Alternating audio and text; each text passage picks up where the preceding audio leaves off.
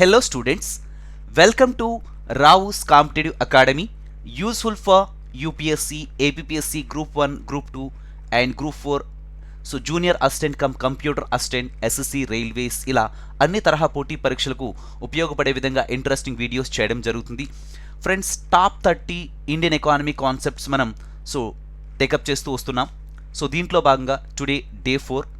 So day 3 వరకు మనం ఏంటంటే ఇండియన్ ఎకానమీ బిట్వీన్ 1950 1990 ఇక్కడ వరకు మనం చర్చించుకుంటూ వచ్చాం ఇండియన్ ఎకానమీ కాన్సెప్ట్స్ అన్నీ కూడా. సో దీంట్లో భాగంగా ఈరోజు ఏంటంటే Indian economy between 1950 1990 continuation of this part 1. So part 1 already complete చేసుకున్నాం, దిస్ నథింగ్ బట్ పార్ట్ 2. మన భారతదేశ ఆర్థిక వ్యవస్థ 1950 1990స్లో ఏ విధంగా ఉంది అనేది చూద్దాం. So friends, agriculture sector at this point of time, Indian economy at the time of independence, స్వాతంత్రం వచ్చే సమయంలో మన భారతదేశ ఆర్థిక వ్యవస్థ చిన్నాభిన్నమై ఉండేది. అండ్ అగ్రికల్చర్ సెక్టర్ యొక్క కాంట్రిబ్యూషన్ కూడా చాలా తక్కువగా ఉండేది జీడిపి గ్రోత్కి. అండ్ అగ్రికల్చర్ ఎక్స్పీరియన్స్ స్టాగ్నేషన్, అంటే స్తబ్దతను కలిగి ఉంది, ఎందుకంటే బ్రిటిష్ వాళ్ళ యొక్క పాలసీస్ కారణంగా. సో లైక్ జమీందారీ సిస్టమ్. So clear. అయితే మనం స్వాతంత్రం వచ్చిన తర్వాత కొన్ని రిఫార్మ్స్ తీసుకుంటూ వచ్చాం అగ్రికల్చర్ సెక్టర్కి సంబంధించి almost all సెక్టర్స్లో.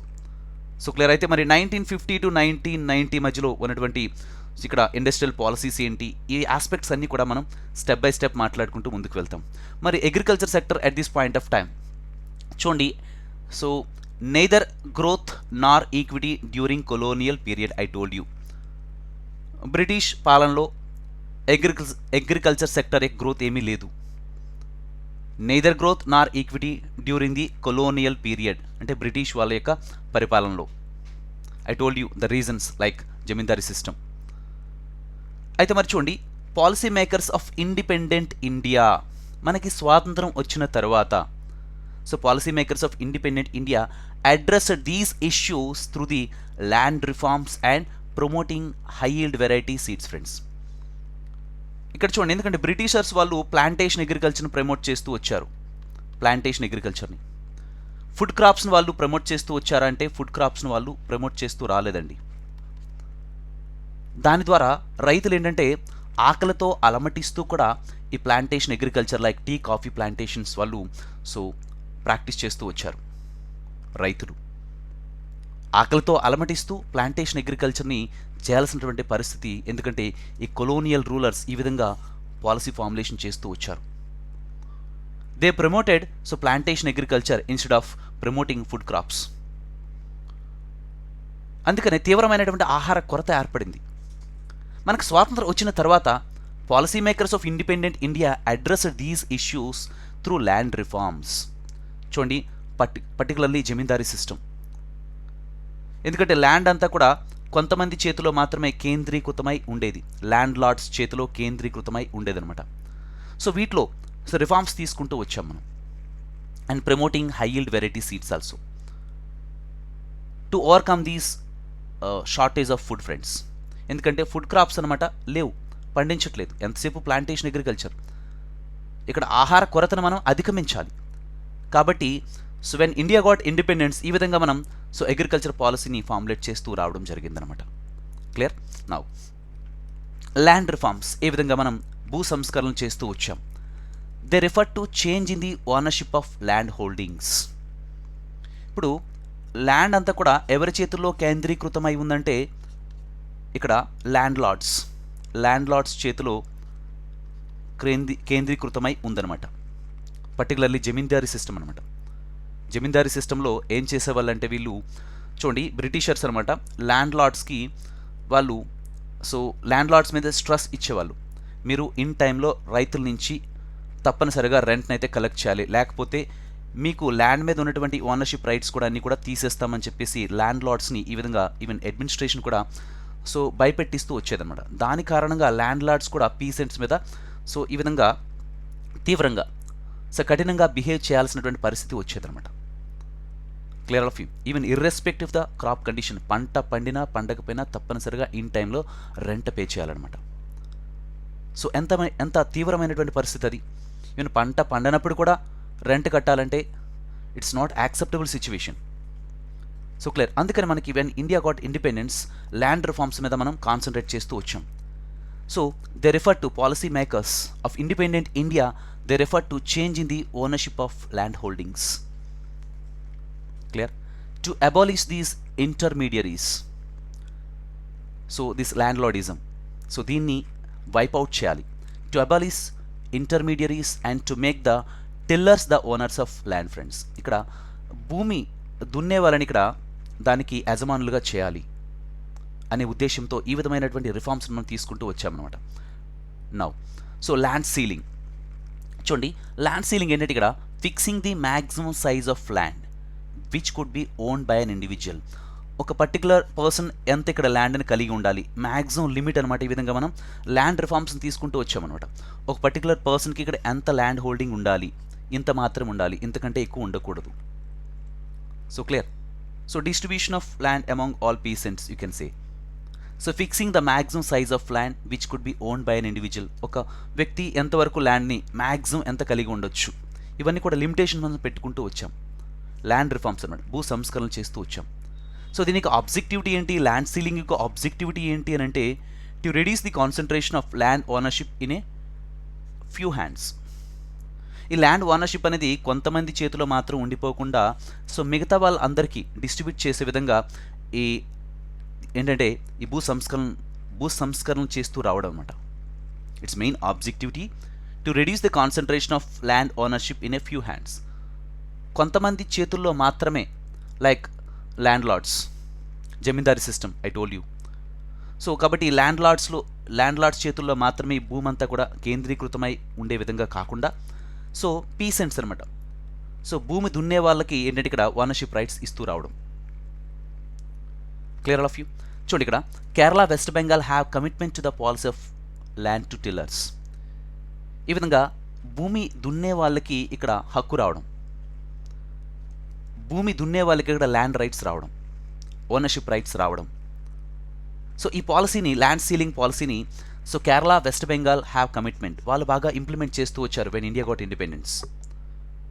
Clear friends. Kerala and west Bengal have commitment to the policy of land to tillers. ఈ పాలసీని బాగా ఇంప్లిమెంట్ చేస్తూ వచ్చినటువంటి సో రాష్ట్రాలు ఏంటంటే at this point of time Kerala and west Bengal between 1950 and 1990. Clear all of you.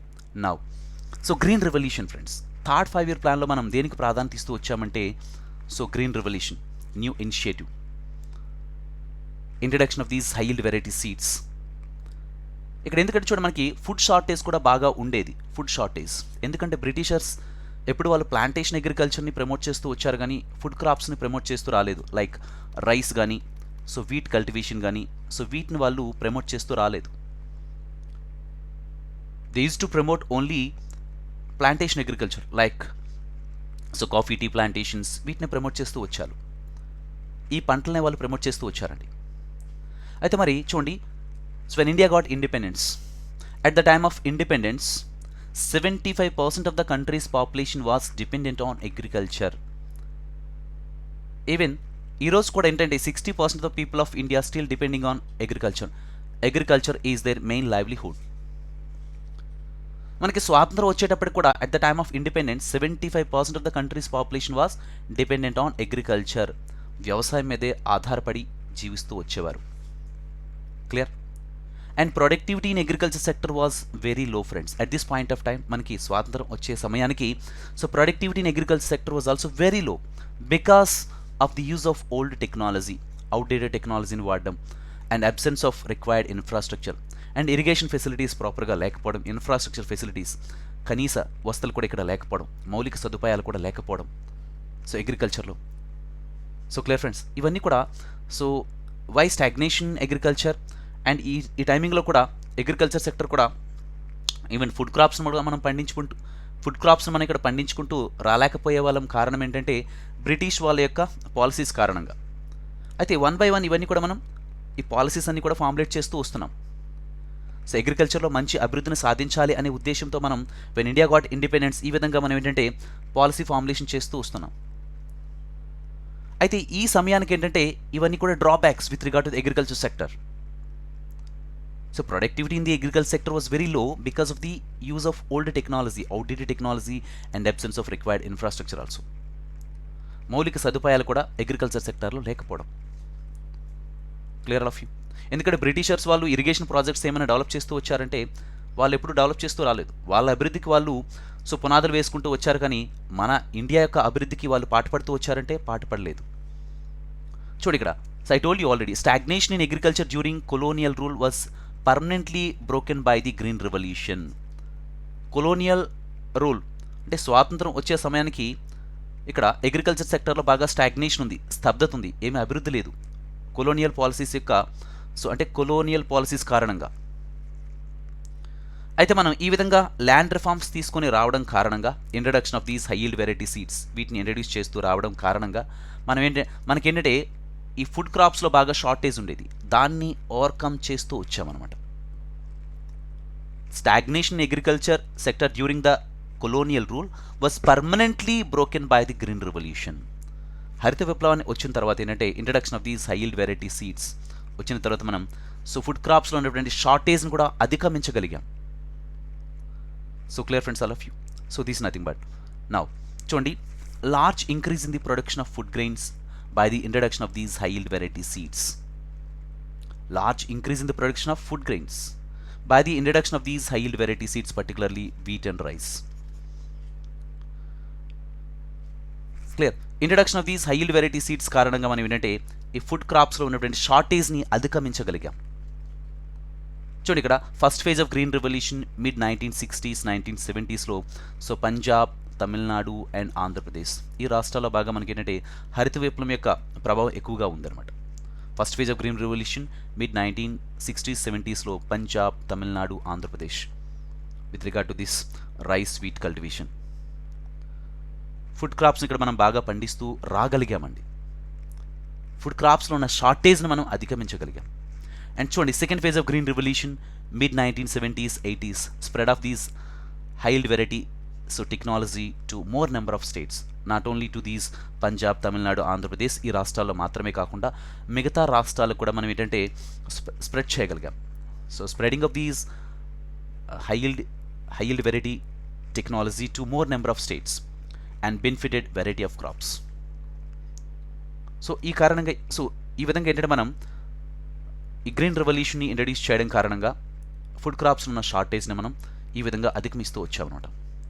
And ఇతర రాష్ట్రాలు కూడా వాటిని స్ప్రెడ్ చేస్తూ వచ్చాం. ఇనిషియల్గా మనం పంజాబ్, తమిళనాడు, ఆంధ్రప్రదేశ్లో కేంద్రీకృతమై అండ్ ఇతర రాష్ట్రాలకు కూడా దీన్ని స్ప్రెడ్ చేస్తూ వచ్చాం. సో దీని కారణంగా మనం ఫుడ్ క్రాప్స్లో ఉన్న షార్టేజ్ని అధిగమిస్తూ వచ్చాం. So India achieved self sufficiency in food grains now. So Indian economy at the time of independence, స్వాతంత్ర సమయంలో మనకి ఏంటంటే ఇక్కడ అసలు ఫుడ్ గ్రెయిన్స్ని వాళ్ళు ప్రమోట్ చేస్తూ రాలేదు, ఫుడ్ క్రాప్స్ని వాళ్ళు ప్రమోట్ చేస్తూ రాలేదు. I told you already. So just they used to promote only plantation agriculture. So ఈ kind of tea, coffee plantations వీటినే వాళ్ళు కమర్షియలైజేషన్ ఆఫ్ అగ్రికల్చర్ వాటినే ప్రమోట్ చేస్తూ వచ్చారు, కానీ ఈ ఫుడ్ క్రాప్స్ని అయితే వాళ్ళు ప్రమోట్ చేస్తూ రాలేదు. రైతులు ఆకలితో అలమటిస్తూ కూడా ఈ పంటలను పండిస్తూ వచ్చేవాళ్ళు. తినడానికి తిండి ఉండేది కాదు, కానీ ఈ టీ, కాఫీ ప్లాంటేషన్స్ మాత్రం రైతులు చేస్తూ రావాల్సినటువంటి పరిస్థితి ఏర్పడింది. ఎందుకంటే because of these colonial policies. So India achieved self-sufficiency in food grains. Now we have overcame this problem, friends. Food crops లో ఉన్నటువంటి షార్టేజ్ని మనం ఓవర్కమ్ చేయగలిగాం when India got independence. So India achieved self-sufficiency in food grains. Clear all of you? Now marketed surplus, దీని గురించి మనం మాట్లాడుకుందాం. So marketed surplus means చూడండి ఇక్కడ, the portion of agriculture produce which is sold in the market by the farmers is known as marketed surplus. The portion of agriculture produce which is sold in the market. So friends ఇక్కడ ఏంటంటే చూడండి, రైతులు పంట పండించేటప్పుడు మనకి సర్ప్లస్గా వచ్చిందానికి అధిక మొత్తంలో పంట వచ్చేటప్పుడు తనకి అవసరమైనంత వరకు రైతు ఉంచుకుంటాడు, మిగతాది obviously friends he wants to sell it. Even సర్ప్లస్గా ఉన్నటువంటి ఫుడ్ గ్రెయిన్స్ మనం స్టోర్ చేసుకుంటాం కూడా when there is any shortage. ఎప్పుడైనా మనకి షార్టేజ్ వచ్చినప్పుడు ఈ సర్ప్లస్గా ఉన్న ఫుడ్ గ్రెయిన్స్ మనం స్టోర్ చేసుకోవడం ద్వారా మనం ఏంటంటే if there is any shortage arises వీటిని మనం యూటిలైజ్ చేసుకోవచ్చు అనమాట. అంటే సర్ప్లస్ ఫుడ్ గ్రెయిన్స్ని స్టోర్ చేసుకోవడాన్ని ఏమంటామంటే ఇక్కడ బఫర్ స్టాక్స్ అని చెప్పేసి అంటాం. సో బఫర్ స్టాక్స్ అని చెప్పేసి మాట్లాడతాం. సో దాని గురించి కూడా మీకు మాట్లాడుతూ వస్తానండి. So the portion of agriculture produce which is sold in the market by the farmers is known as obviously friends marketed surplus అని చెప్పేసి అంటాం. అయితే గవర్నమెంట్ ఆల్సో ఇక్కడ procured sufficient amount of food grains. ఇప్పుడు ఈ సంవత్సరం చూడండి, ఈ సంవత్సరం బాగా పంటలు పండాయి, సర్ప్లస్గా ఉంది. సో వాటిని మనం ఇక్కడ స్టోర్ చేసుకోవాలి. If there is any shortage like situation, next year సరిగా పంటలు పండలేదనుకోండి, ఆహార కొరత ఏర్పడుతుంది. India is a highly populated country. So మనకి ఆహార కొరత ఏర్పడినప్పుడు ఇంత మొత్తంలో మనం ఇతర దేశాల నుంచి ఇంపోర్ట్ చేసుకోలేం. It's very difficult to import from other countries. మనకు ఫుడ్ షార్టేజ్ కానీ వస్తాయి. కాబట్టి సర్ప్లస్ ఫుడ్ గ్రెయిన్స్ మనం ఇక్కడ స్టోర్ చేసుకోవాలి. క్లియర్, బఫర్ స్టాక్స్ అని చెప్పేసి అంటాం. స్టోర్ చేసుకున్నప్పుడు if there is any shortage arises we can utilise these stored food grains. We can utilise these stored food grains. నిల్వ ఉంచుకున్నటువంటి వాటిని మనం ఇక్కడ ఉపయోగించుకోవచ్చు అనమాట. ఈ క్రైసిస్ని, if there is any food crisis మనకు వచ్చినప్పుడు దాన్ని మనం ఓవర్కమ్ చేయగలుగుతాం అనమాట. So government also procured sufficient amount of food grains to build a stock which could be utilised in times of food shortage. I told you already, మీకు ఇదంతా క్లియర్గా కూడా ఎక్స్ప్లెయిన్ చేశానండి. సర్ప్లస్ ఫుడ్ గ్రెయిన్స్ మనం నిల్వ ఉంచుకోవడం కారణంగా ఎప్పుడైనా షార్టేజ్ వచ్చినప్పుడు మనం వాటిని యూటిలైజ్ చేసుకోవచ్చు. That's it. Clear. So this what we call it marketed surplus friends. Now so debate over subsidies friends. By the late 1960s, Indian agriculture productivity has increased to enable the country to be self-sufficient in food grains. I told you friends, మనకి స్వాతంత్రం వచ్చిన తర్వాత agriculture policies, land reforms కారణంగా మనం ఏంటంటే so food grain షార్టేజ్ని మనం overcome చేస్తూ వచ్చాం. So India became now self sufficient. So this is an achievement to be proud of friends. ఇది మన దీంట్లో అచీవ్మెంట్ని సాధిస్తూ వచ్చాం. ఇక్కడ ఫుడ్ క్రాప్స్లో ఉన్నటువంటి షార్టేజ్ని మనం ఓవర్కమ్ చేస్తూ రాగలిగాం. This is an achievement to be proud of. And negative side ఆలోచిస్తే 65% of the country's population continue to be employed in agriculture even as late as 1990s also friends. Negative side ఆలోచిస్తే ఇక్కడ 65% of the country's population continue to be employed in agriculture. అంటే only అగ్రికల్చర్లో మాత్రమే అందరూ engage అవుతూ రావడం. ఇక్కడ manufacturing sector కానీ, సర్వీస్ సెక్టర్ కానీ అంతగా, so secondary as well as tertiary sectors అంతగా అభివృద్ధి చెందకపోవడం. అంతే అందరూ కూడా ఎందులో ఎంప్లాయ్మెంట్ని పొందుతూ వచ్చేవాళ్ళంటే ప్రైమరీ సెక్టర్, అగ్రికల్చర్ సెక్టర్లోనే. So 65% of the country's population continue to be employed in so agriculture sector. Clear. And this is to be change now. So ఇప్పుడైతే obvious friends service sector contribution బాగుంది, manufacturing sector.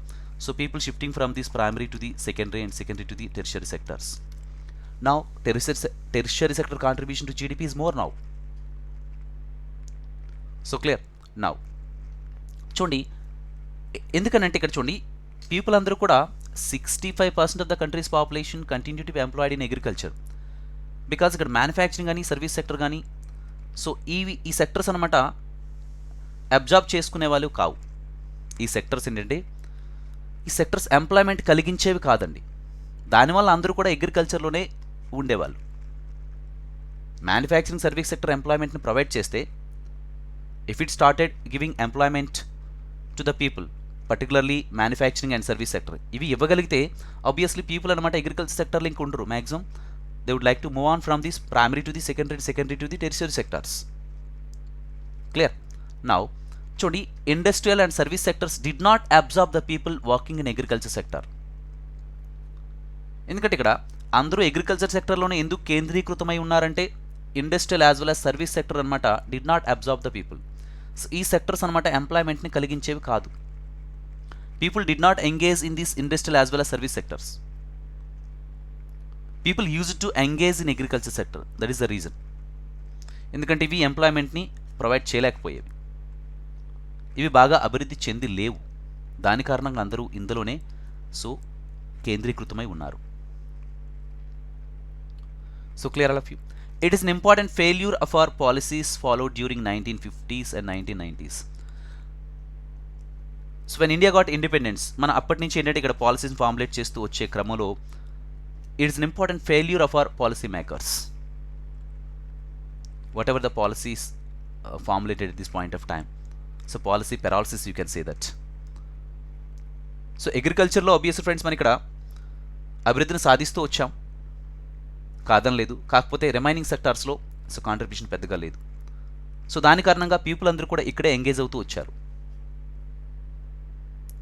So it's an important failure of our policies followed particularly during this period. Clear? Next one friends. So public and private sectors in industrial development. Public and private sectors in industrial development. అయితే మరి public sector, private sectors యొక్క role ఏంటి ఇక్కడ పారిశ్రామిక అభివృద్ధి విషయంలో? The role of public sector ఇక్కడ చూస్తే మెయిన్ రోల్ అనమాట. ఇక్కడ పబ్లిక్ సెక్టర్ యొక్క రోల్ అనేది చాలా main role, private sector just complementary. అంటే ఇక్కడ 1950s 1990sలో ఎవరు ప్రముఖ పాత్ర పోషిస్తూ వచ్చారంటే ఇక్కడ పబ్లిక్ సెక్టర్ అనేది ప్రముఖ పాత్ర పోషిస్తూ వచ్చింది. ఇక్కడ private sector just so complementary, వీళ్ళ యొక్క రోల్ పెద్ద సిగ్నిఫికెంట్ అయితే కాదు. చూడండి, at the time of independence Indian industrialist did not have the capital to go for industrial ventures. ఇక్కడ స్వాతంత్రం వచ్చే సమయానికి మన భారత పారిశ్రామికవేత్తలకి ఏంటంటే సో డబ్బులు కూడా లేవు ఇండస్ట్రీస్ని స్టార్ట్ చేద్దామంటే. అలాగని ఈవెన్ బిగ్ మార్కెట్ కూడా లేదు. ఒకవేళ డబ్బులు కూడా లేవు, ఒకవేళ ఎస్టాబ్లిష్ చేసినా వాటిని అమ్ముకోవడానికి ఇక్కడ రిక్వైర్డ్ మార్కెట్ కూడా లేదు. ఇప్పుడు నువ్వు ప్రోడక్ట్ని ఉత్పత్తి చేసావంటే అది మార్కెట్లో అమ్ముకోగలగాలి కదా, బిగ్ మార్కెట్ ఉండాలి కదా. అంటే వాళ్ళు ఉత్పత్తి చేసినటువంటి వస్తువులకి డిమాండ్ ఉండాలి కదా, డిమాండ్ కూడా లేదు. So no big market for the Indian industrialist. వాళ్ళకి డబ్బులు కూడా లేవు, అలాగని బిగ్ మార్కెట్ కూడా లేదు. అందుకని ఇక్కడ ఏంటంటే ఇండస్ట్రీ సెక్టర్ కాంట్రిబ్యూషన్ కూడా అంతంత మాత్రంగానే ఉండిపోయింది. క్లియర్? చూడండి, ఇండస్ట్రియల్ పాలసీ రెజల్యూషన్ 1956 దీని యొక్క హైలైట్ చూస్తే, ఇండస్ట్రియల్ పాలసీ రెజల్యూషన్ పారిశ్రామిక తీర్మానం ఇక్కడ 1956 దీని యొక్క హైలైట్స్ చూస్తే ప్రధానంగా 3 పాయింట్స్ మనం ఇక్కడ డిస్కస్ చేసుకోవచ్చు. First category exclusively owned by the state. అంటే the industries which are run by the only state friends, which are run by the states, public ownership. So completely so exclusively owned by the state. So clear? So 1950 నుంచి 1990 వరకు we followed socialistic principles. So means of production is under the control of government maximum. Clear? Now ఇక్కడ second కేటగిరీకి వస్తే private sector could supplement the efforts of the state sector. Just ఇక్కడ government సెక్టర్ని private sector just promote చేస్తూ వెళ్ళడం. Main role ఎవరు play చేస్తూ వచ్చారంటే సో పబ్లిక్ సెక్టర్. క్లియర్? ఇక్కడ ప్రైవేట్ సెక్టర్ థర్డ్ కేటగిరీ చూస్తే just through a system of licences. ఒకవేళ ఇండస్ట్రీస్ని ఎస్టాబ్లిష్ చేయాలని లైసెన్స్ తీసుకోవాలి. అండ్ పర్టికులర్లీ ఇక్కడ ఏంటంటే స్మాల్ స్కేల్ ఇండస్ట్రీస్కి వాళ్ళు ఇంపార్టెన్స్ ఇస్తూ వచ్చారు. ఇక్కడ ప్రాంతీయ అసమానతలను తగ్గించడం కోసం రూరల్ ఏరియాస్లో ఇండస్ట్రీస్ని ఎస్టాబ్లిష్ చేసే వాళ్ళకి so tax benefits, electricity at a lower tariff, ఇవన్నీ కూడా ట్యాక్స్ బెనిఫిట్స్ ఇవ్వడం. సో ఈ రకమైన కన్సెషన్స్ ఇస్తూ వచ్చారు only for small scale industries. ఎందుకనంటే టు ప్రమోట్ రీజనల్ ఈక్వాలిటీ, ప్రాంతీయ అసమానతలను ఇక్కడ సో తగ్గించడం కోసం. క్లియర్? సో కాబట్టి ఇక్కడ చూస్తే ప్రైవేట్ సెక్టర్ యొక్క రోల్ అనేది చాలా చిన్నదనమాట. దాని యొక్క ప్రైవేట్ సెక్టర్కి ఏంటంటే వాళ్ళు ఈవెన్ ఈ స్మాల్ స్కేల్ ఇండస్ట్రీస్ని ఎస్టాబ్లిష్ చేయాలని వాళ్ళు లైసెన్సెస్ తీసుకోవాలి. వీళ్ళకైతే కోర్స్ ఓన్లీ స్మాల్ స్కేల్ ఇండస్ట్రీస్ని ప్రమోట్ చేస్తూ వచ్చారు. ఎందుకంటే సో మన స్మాల్ స్కేల్ ఇండస్ట్రీస్ విలేజెస్లో డెవలప్ కాకపోతే people would migrate from so rural to the urban areas. Again there is a problem. Even ఇప్పుడు కూడా ఏంటంటే చూసినట్లయితే Mudra Yojana, micro units development and refinancing agency, ఇదేంటంటే అప్ టు 10 lakhs వరకు లోన్స్ ఇస్తూ వస్తుందన్నమాట. The people who are actually so establish industries, చిన్న మధ్యతర పరిశ్రమ అనమాట విలేజెస్లో. క్లియర్? సో ఈ ఇండస్ట్రీస్ స్మాల్ స్కేల్ ఇండస్ట్రీస్ని ప్రమోట్ చేస్తూ వచ్చారు. అయితే ఇక్కడ ప్రైవేట్ సెక్టర్ యొక్క రోల్ అనేది వెరీ లిమిటెడ్ అని చెప్పేసి చెప్పుకుంటామండి. ప్రైవేట్ సెక్టర్ యొక్క రోల్ అనేది very limited. So clear of you. Now ఇక్కడ స్మాల్ స్కేల్ ఇండస్ట్రీ ఫ్రెండ్స్ చూడండి, ఇక్కడ స్మాల్ స్కేల్ ఇండస్ట్రీ సంబంధించి maximum investment allowed on the assets of a unit. ఒక యూనిట్కి మ్యాక్సిమం ఇన్వెస్ట్మెంట్ ఎంతవరకు అలౌ చేసేవారంటే 1950sలో అయితే 5 lakhs. నౌ ఇప్పుడైతే 10 crores friends. And turn over now must not exceed 50 crores. ఇప్పుడైతే ఇప్పుడు స్మాల్ స్కేల్ ఇండస్ట్రీస్ సంబంధించి ఇప్పుడైతే obvious friends maximum investment allowed up to 10 crores and turnover for a year must not exceed 50 crores. Now this is the criteria. At this point of time, maximum investment allowed on the assets of a unit small scale industry కి సంబంధించి just 1950s లో 5 lakhs, now అయితే 10 crores. So 1955లో ఈ small scale industries అభివృద్ధి కొరకు ఏంటంటే ఒక committee కూడా ఏర్పాటు చేయడం జరిగిందండి. ఆ కమిటీ పేరు Karve committee. In the year 1955 the village and small scale industries committee also called as Karve committee for promoting rural development. Small scale ఇండస్ట్రీస్ని ప్రమోట్ చేయడానికి ఇక్కడ ఒక కమిటీని కూడా ఏర్పాటు చేస్తూ వచ్చారండి, Karve committee. The village and small scale industries committee friends, దీన్ని ఏమంటాం కార్వే కమిటీ అని చెప్పేసి ఉంటాం. For promoting rural development. So promoting these small scale industries in rural areas to achieve rural development. గ్రామీణ అభివృద్ధిని సాధించడం కోసం ఏంటంటే ఈ స్మాల్ స్కేల్ ఇండస్ట్రీస్ని ప్రమోట్ చేయడానికి కార్వేన్ కమిటీని కూడా ఏర్పాటు చేస్తూ వచ్చారు. So clear all of you. Now friends, so trade policy, దీన్నే ఇంపోర్ట్ సబ్స్టిట్యూషన్ అని చెప్పేసి మనం చెప్పుకోవచ్చు. చూడండి, మనం ఏంటంటే స్వాతంత్రం వచ్చే సమయానికి మనం was to import food grains from other countries. ఎందుకంటే మనకి ఇక్కడ బ్రిటిషర్స్ యొక్క పాలసీస్ కారణంగా బ్రిటిషర్స్ ఏ పాలసీస్ని ఫార్ములేట్ చేస్తూ వచ్చారంటే ప్లాంటేషన్ అగ్రికల్చర్ వాళ్ళు ప్రమోట్ చేస్తూ వచ్చారు. ఫుడ్ క్రాప్స్ బాగా షార్టేజ్ ఉండేది కాబట్టి మనం ఇతర దేశాల నుంచి మనకు అవసరమైన ఎసెన్షియల్ థింగ్స్ని ఇంపోర్ట్ చేసుకోవాల్సిన పరిస్థితి, దిగుమతి చేసుకోవాల్సిన పరిస్థితి తలెత్తిందనమాట. దీన్ని ఓవర్కమ్ చేయడానికి కూడా మనం ఈ విధంగా కూడా ఏంటంటే ట్రేడ్ పాలసీని ఫార్ములేట్ చేసుకుంటూ వచ్చాం. ఫస్ట్ 7 5-year ప్లాన్స్ చూసినట్లయితే the trade was characterised by what is commonly called an inward looking trade strategy. మనం ఏదైతే ఫుడ్ గ్రెయిన్స్ని మనం ఉత్పత్తి చేస్తున్నామో, మనకు ఉపయోగపడే విధంగా ఫస్ట్ మనం చూసుకోవాలి. Instead of exporting to other countries, it is better to produce the products in India itself. అది మన కోసమే. Whatever the products we are producing we need to utilize for hour selves.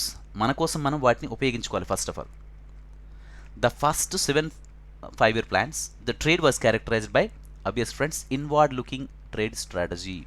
Inward looking అంటే inward అంటే మన కోసం మనం ఆలోచించడం. Clear, outward కాకుండా జస్ట్ ఇన్వార్డ్ లుకింగ్, మన కోసం మనం, మన ఇంట్లో మనం దీపాన్ని వెలిగించుకోవాలి, మన ఇంట్లో ఉన్న మన చెత్తను మనం తుడుచుకోవాలి అని అర్థం అనమాట. క్లియర్. సో ఈ విధంగా technically the strategy is called import substitution. అంటే దీని అర్థం ఏంటి? ఇతర దేశాల నుంచి మనం ఫుడ్ గ్రెయిన్స్ని ఇంపోర్ట్ చేసుకునే కంటే మన దేశంలోనే వాటిని మనం ఉత్పత్తి చేసుకుంటే ఇతర దేశాల నుంచి ఇంపోర్ట్ చేసుకోవాల్సిన పరిస్థితి తలెత్తదు కదా. క్లియర్. కాబట్టి ఏంటంటే ఇతర దేశాల నుంచి వచ్చినట్టు ఇంపోర్ట్స్ని మనం ఇక్కడ ఏంటంటే ఇతర దేశాల నుంచి ఇంపోర్ట్స్ చేసుకునే కంటే ఏవైతే ఇంపోర్ట్ చేసుకుంటున్నామో వాటిని మన దేశంలో ప్రొడ్యూస్ చేసుకుంటే సరిపోతుందన్నమాట. ఎందుకంటే ఇతర దేశాల నుంచి మనం ఇంపోర్ట్ చేస్తున్నామంటే we are depending on others. Our rupee is going out friends. We are the losers, they are the gainers. మనం ఇంపోర్ట్స్ ఎక్కువగా చేసుకున్నట్లయితే. క్లియర్. కాబట్టి it's aimed at replacing imports with domestic production. ఇతర దేశాలను ఇంపోర్ట్ చేసుకునే కంటే ఏవైతే ఇంపోర్ట్ చేసుకుంటున్నామో వాటిని మనం మన దేశంలో ఉత్పత్తి చేసుకోవాలి. ఇంకా ఇంపోర్ట్ చేసుకోవాల్సిన అవసరం అయితే ఉండదు. It's aimed at replacing imports with domestic production friends. So clear all of you. And protectionism friends. Protectionism అంటే ఇక్కడ ఏంటంటే 2 కాన్సెప్ట్స్ ఇక్కడ. ప్రొటెక్షనిజం అంటే ఈ ప్రొటెక్షనిజం చేసుకుని కొన్ని కంట్రీస్ చూడండి ట్రేడ్ విషయంలో ప్రొటెక్షనిజంకి వెళ్తాయి. ఏ విధంగానంటే ఇప్పుడు ఏదైనా దేశం నుంచి వాళ్ళ దేశంలోకి ఇంపోర్ట్స్ బాగా పెరుగుతూ ఉన్నాయనుకోండి, ఇతర దేశం నుంచి వాళ్ళ దేశంలోకి ఇంపోర్ట్స్ బాగా పెరుగుతూ వస్తున్నాయి అనుకోండి. అటువంటప్పుడు to put a check to these increasing imports వాళ్ళు ఏం చేస్తారంటే ఇంపోర్ట్ డ్యూటీని ఎక్కువ వేస్తారనమాట. ఇంపోర్ట్ డ్యూటీని ఎక్కువ వేస్తే దిగుమతి సుంకాన్ని ఇక్కడ ఎక్కువ వేశారనుకోండి, ఆ ప్రోడక్ట్స్ అనమాట ఆ దేశంలోకి వాళ్ళు దిగుమతి చేసుకోలేరు కదా. కాబట్టి వాళ్ళ డొమెస్టిక్ ఇండస్ట్రీని ప్రొటెక్ట్ చేస్తూ రావడం. ఎందుకంటే ఇంపోర్ట్స్ ఇతర దేశం నుంచి వచ్చే ఇంపోర్ట్స్ ఎక్కువ అవుతూ ఉన్నాయనుకోండి, వాళ్ళ దేశం యొక్క డొమెస్టిక్ కంపెనీస్ అనేవి బాగా సర్వైవ్ కాలేవు. ఎందుకంటే కాంపిటీషన్ తట్టుకోలేక సర్వైవ్ కాలేవు అనే ఉద్దేశంతో వీళ్ళు ఏం చేస్తారంటే ఈ విధంగా ప్రొటెక్షనిజంకి వెళ్తూ ఉంటారనమాట. ఇక tariff restrictions and quota restrictions అంటారు ప్రొటెక్షనిజం. టారిఫ్ రిస్ట్రిక్షన్స్ అంటే import as well as export duties అనమాట ఎక్కువగా వేయడం. Import as well as export duties ఎక్కువగా వేయడం అండి. Import as well as export duties అనేవి ఎక్కువగా వేయడం. క్లియర్. అండ్ క్వాటా రిస్ట్రిక్షన్స్ అంటే ఇతర దేశాల నుంచి చూడండి ఎప్పుడైనా ఇంపోర్ట్స్ బాగా పెరిగిపోతూ ఉండేటప్పుడు ఇంత పర్సంటేజ్ 40%, 50% మాత్రమే అలో చేస్తాం, ఎందుకంటే ఇతర దేశాల నుంచి ఇంపోర్ట్స్ మేము పర్టికులర్గా అలో చేయము, ఈ పర్టికులర్ ప్రోడక్ట్స్ని ఇంత పర్సంటేజ్ మాత్రమే అలో చేస్తామని చెప్పేసి క్వాటా రిస్ట్రిక్షన్స్ పెట్టడం. 40%, 50%, 60% only like this quota restrictions అనమాట. So tariff restrictions and quota restrictions వీటినే సో ప్రొటెక్షనిజం అని చెప్పేసి అంటామండి. So clear friends, all of you. So this what friends today's session. So friends మరి we have been continuing so top 30 Indian economy concepts. ఈరోజు day 4. So day 3 వరకు కూడా మనం previous concepts అన్ని కూడా కంప్లీట్ చేసుకుంటూ వచ్చాం. Indian economy at the time of independence, Indian economy between 1950 so 1990 part 1 already complete చేసుకున్నాం. ఈరోజు కంప్లీట్ చేసుకున్నటువంటి topic part 2, Indian economy between 1950 1990 part 2 కూడా కంప్లీట్ చేసుకోవడం జరిగింది. ఫ్రెండ్స్ మనం ఏదైనా పోటీ పరీక్షకు ప్రిపేర్ అయ్యేటప్పుడు ఏంటంటే సో లాంగ్ టర్మ్ అప్రోచ్లో చదువుకోవాలి. Particularly for group 1, group 2, APSC group 4, junior assistant ఈ తరహా పోటీ పరీక్షలు ప్రిపేర్ అయ్యేటప్పుడు so long term approach is the best approach, friends. And most of the students, they got failure because the reason they have no clear cut strategy and direction. And long term approach లో ఆర్గనైజ్డ్గా సిస్టమేటిక్గా క్రొనలాజికల్గా నేర్చుకోవాలి. ఈ విధంగా so మనం క్రొనలాజికల్గా అంటే so each concept followed by MCQ కూడా practice చేస్తూ ఉండాలి. ఒక కాన్సెప్ట్ని మనం సో సిస్టమేటిక్గా so what is it and how is it and why it is in the news. చూడండి, what, how, why it is in the news అని చెప్పేసి క్వశ్చన్స్ మనం వేసుకుంటూ వస్తాం. క్రొనాలజీ అంటాం అంటే సో వాట్ ఇట్ ఈస్ ఇక్కడ ఏమంటామంటే దాన్ని ఇప్పుడు ఏదైనా ఒక చాప్టర్ని మనం నేర్చుకునేటప్పుడు రెగ్యులర్గా ఈవెన్ కాన్సెప్ట్ చెప్పేటప్పుడు కూడా ఈ విధంగా చెప్తూ వస్తాను. So what it is, how it is and why it is in the news, what are the measures to be taken, way forward, ఇలాంటివన్నీ కూడా. వే ఫార్వర్డ్ సో క్లియర్, ఇంతవరకు గవర్నమెంట్ ఎటువంటి చర్యలు తీసుకుంది, ఇంకా చర్యలు ఎటువంటివి తీసుకోవాల్సి ఉంది, సజెషన్స్, వే ఫార్వర్డ్, ఇలా ఒక చాప్టర్ని ఒక సిస్టమేటిక్ ఈ విధంగా నేర్చుకోవాలన్నమాట. క్లియర్. సో ఈ విధంగానే ఫ్రెండ్స్ రిమైనింగ్ లెక్చర్స్ కూడా కంప్లీట్ చేయడం జరుగుతుంది, టాప్ 30 ఇండియన్ ఎకానమీ కాన్సెప్ట్స్ అనేవి.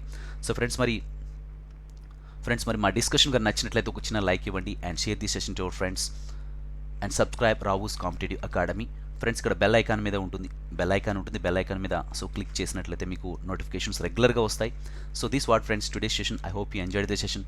So all the best. Thank you. Have a nice day.